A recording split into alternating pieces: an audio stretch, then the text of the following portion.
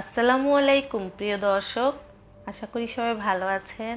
আজকের পর্বে আবারও হাজির হয়ে গেলাম আচারের রেসিপি নিয়ে।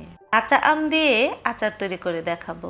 আশা করি এই টক ঝাল মিষ্টি আচারের রেসিপিটি ভালো লাগবে।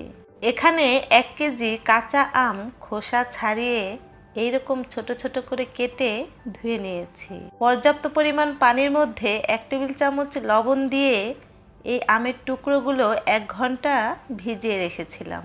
এবার এই লবণ পানি থেকে তুলে আরও একবার ভালো মতো ধুয়ে পানি ঝরিয়ে নিচ্ছি। খেয়াল রাখবেন আমের টুকরোগুলোর মধ্যে যেন কোনো রকম পানি না থাকে। খুব ভালো মতো পানি ঝরিয়ে নিতে হবে।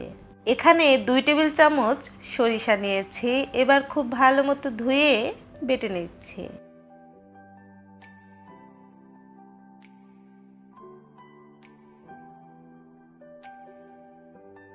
পরিষ্কার শুকনো মিক্সিং বলে আমের টুকরোগুলো নিয়ে নিয়েছি।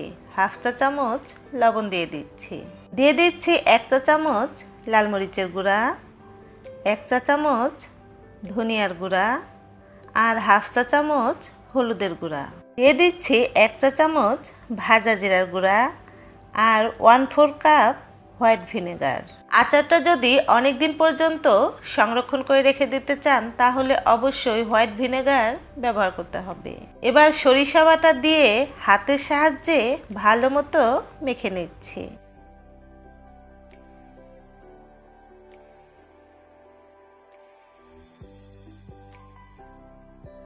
আমি খুব ভালো মতো মেখে নিয়েছি। এবার 30 মিনিটের জন্য এভাবেই রেখে দিচ্ছি। এখানে আমি 2 টেবিল চামচ 5 ফোড়ন নিয়েছি আর নিয়েছি 10-12টি শুকনো মরিচ। শুকনো মরিচের পরিমাণটা আপনারা চাইলে কমিয়ে নিতে পারবেন। এবার হালকা ভেজে ব্লেন্ড করে নিচ্ছি। 5 ফোড়ন আর শুকনো মরিচটা কিন্তু একদম মিহি করে ফেলা যাবে না, ঠিক এইরকম আধা ভাঙা করে ব্লেন্ড করে নিতে হবে। চুলায় একটি প্যানে দিয়ে দিচ্ছি 1 কাপ সরিষার তেল। আপনারা চাইলে এই আচার তৈরিতে তেলের পরিমাণ বাড়িয়ে দিতে পারবেন। 1 চা চামচ আস্ত 5 ফোড়ন আর 2টো শুকনো মরিচ আমি বিচি ফেলে ছোট ছোট করে কেটে নিয়েছি। 5 ফোড়ন আর শুকনো মরিচটা যখন হালকা ভাজা হয়ে যাবে, ঠিক এই পর্যায়েই আগে থেকে মেখে রাখা আমের টুকরোগুলো দিয়ে দিচ্ছি। চুলার আঁচ হাইতে রেখে 10 মিনিটের মতো রান্না করে নিচ্ছি।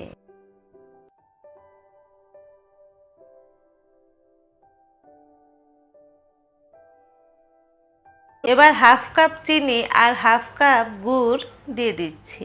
আপনারা চাইলে শুধু চিনি বা গুড় দিয়ে এই আচারটা তৈরি করে নিতে পারবেন এবং চাইলে চিনি বা গুড়ের পরিমাণটা কমিয়ে বাড়িয়ে নিতে পারবেন, যে যেমন মিষ্টি খেতে পছন্দ করেন। এবার আগে থেকে গুঁড়া করে রাখা 5 ফোড়ন আর শুকনো মরিচ দিয়ে দিচ্ছি। এবার চুলার আঁচ মিডিয়ামে রেখে রান্না করে নেব যতক্ষণ পর্যন্ত না আমের টুকরোগুলো ভালো মতো সিদ্ধ হয়ে যাবে এবং তেলটা উপরে ভেসে উঠবে। তবে এরই মাঝে কয়েকবার একটু নেড়েচেড়ে দিতে হবে। বেশ কিছু আচারের রেসিপি আমি আপনাদের সাথে আগেই শেয়ার করেছি। যারা মিস করে গিয়েছেন তারা চাইলে দেখে নিতে পারেন। ডেসক্রিপশন বক্সে সবগুলো লিংক পেয়ে যাবেন। যখন দেখবেন তেলটা এরকম উপরে ভেসে উঠেছে, ঠিক এই পর্যায়েই চুলা থেকে নামিয়ে নিতে হবে। এবার এই হাঁড়ির মধ্যে ভালো মতো ঠান্ডা করে নিচ্ছি। এই আচারটা আপনারা চাইলে অনেক দিন পর্যন্ত সংরক্ষণ করে রেখে দিতে পারবেন। অবশ্যই কাচের জারে রেখে দিতে হবে।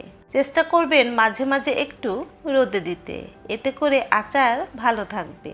আচারটা খেতে কিন্তু অনেক বেশি মজার হয়েছে। প্রিয় দর্শক, আশা করি এই আচারের রেসিপিটি ভালো লেগেছে। আজকের মতো তাহলে আমি বিদায় নিচ্ছি। সবাই ভালো থাকবেন।